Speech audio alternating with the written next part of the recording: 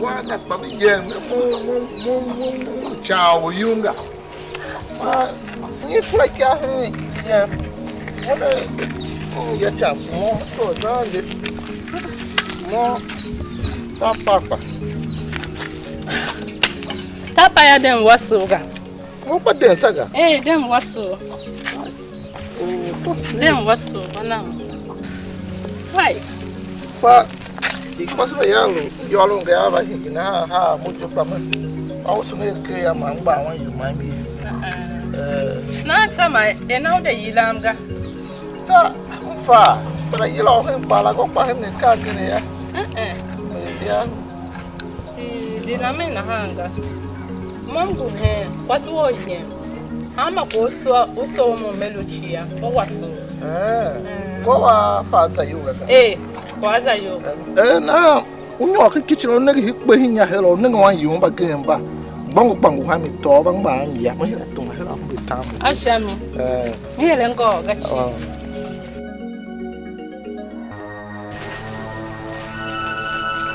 Gol mane mone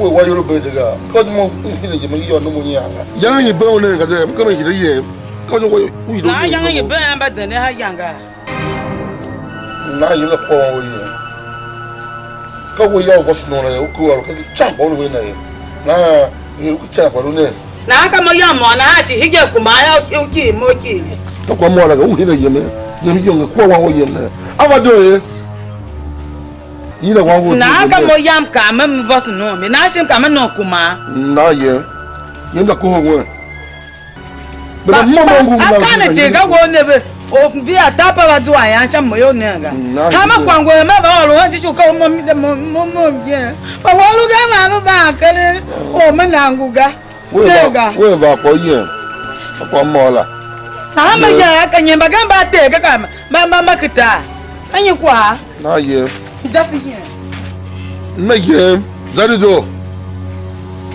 ma lo ya go mo ga je ga kwa ma ko le de lo ka ku pa mo pe ji la ka mo ba po lu ga mo me tu ayo me ku ne gem sha langa ma weno ga ya no mi wa te mangu ke ne ku we wo ta ke la ji yo tan ku we la ba to ni bayo hayiwe na gaga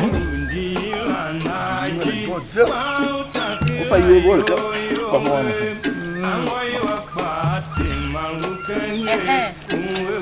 ma mama wa kai mo basu budi doga kwa elunga chi do yo ta su shi ma ashami pas na kai le fishi do ama sambele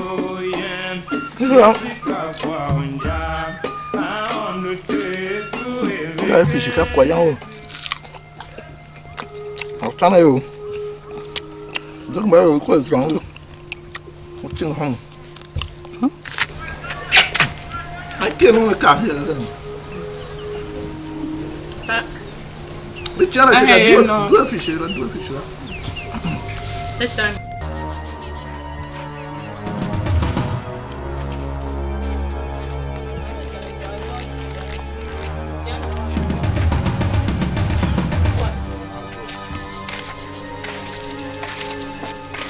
su ne ya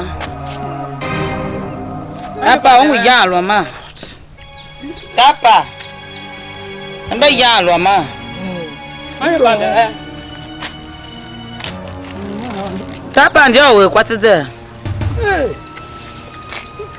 me kwase hana mami wo kwasna ga e wi ya mama ka ma yo che ma lo we ngula ma ne we ga ko ka ko la mala ta wa kwase no lu ga ka ba wase oho njane ya kai o wase ya lo mi ga gba poti na mi ya wo ye yam zinawa I mean yam zinawa tapa o zinda mi ya wo ga ze abado go yam zinawa ka wo yo kura ka hu ye me ga tapa yam zambu ma nyi tapa mo ya ka nyinya mfe ye mana wo ma wo be ye awa sho mu nyi mungu ho be go ka anya mame hija ya gba poti wa kwase ukra kungu changa ga mega o va hija e ka we ka na ri hija ne You are Kwase na here yana. Mommy man the farm make a wolu here. Who man the farm ka we very good then wasi uyama yo belu he guys there.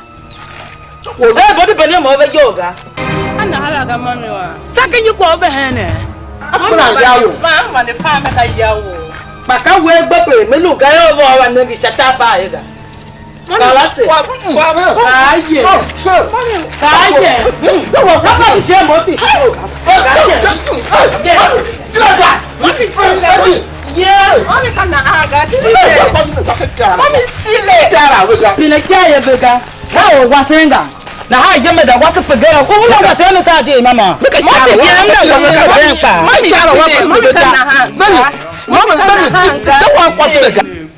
Tapa nani yele njoni ane kule. Mungu pupu wale kanono na hama kwa wale wanguga. Kanje kya go yote na mija wote. Kama mama mimi ye. Kama wale pine mwana tse. Kama pine jela. Kama mama mimi ye. Wa hide kula se kanyo na ye mo pa tika ndu ya ne ya. Mega tapa. Hide wa ya cha be mo na. Hide wa ya cha. Kanyo. Kanyo wo ko ka mzama. Basen. Kama ya fresh kama ya njembe kabo aja. Hige wa ya cha. Hige mzama kwa. Mama abla kwa. Makanyo. O mwa kwa sababu abla kwa kwa sema kwa ile bidi ne. Aba ndo nante. Mapo mwanza kila taga. Hide wa kana ya cha. Cha wo wo pa wo. Ni wo ke. Pupu. Kasema gani agbaso chanta. Ka humba wo yo ti tapa fe ko mo ba nyoro.